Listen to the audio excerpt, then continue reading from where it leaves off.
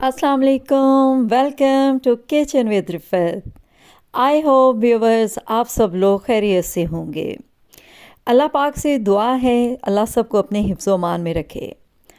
चलें आज की अपनी रेसिपी स्टार्ट करते हैं।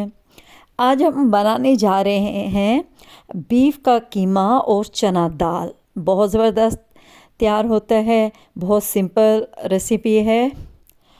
यहाँ फ्रीज़र से मैंने 1 पाव कीमे का पैकेट बना कर रखा हुआ था और उसको मैंने निकाला है और थोड़े से गर्म पानी में उसको एक उबाल आने तक उसको मैंने सॉफ़्ट कर लिया है।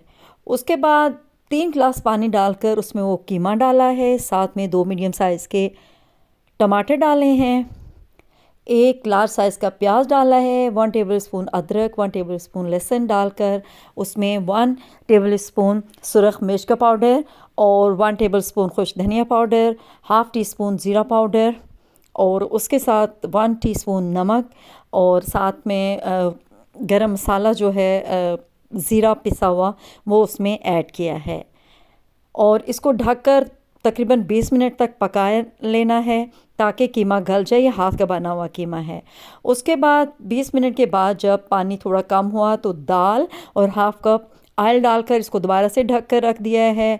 जब पानी बिल्कुल खुश्क हो गया है, हमारा कीमा जो अच्छे से गल चुका है, दाल ऑलरेडी हमने बॉईल करके रखी थी, बस थोड़ी सी उसमें कसर थी तो वो अभी बिल्कुल डन हो गया है। इसको अच्छे से भुनाई करनी है, 4 से 5 हरी मिर्चें काट के डाल देनी है और इसके बाद इसको अच्छे से भून लेना है।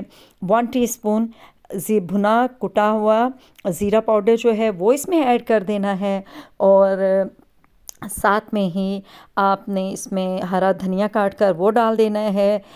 कीमा और चना दाल जो है वो हमारा रेडी है। आपने इसको ज़रूर ट्राई करना है और बहुत ही ज़बरदस्त ये रेसिपी है और आपने कमेंट्स में ज़रूर बताना है कि आपको ये रेसिपी कैसी लगी है। आप लोग वीडियोज़ लाइक करते हैं, बहुत शुक्रिया। अपना ख्याल रखिएगा। अल्लाह हाफ़िज़।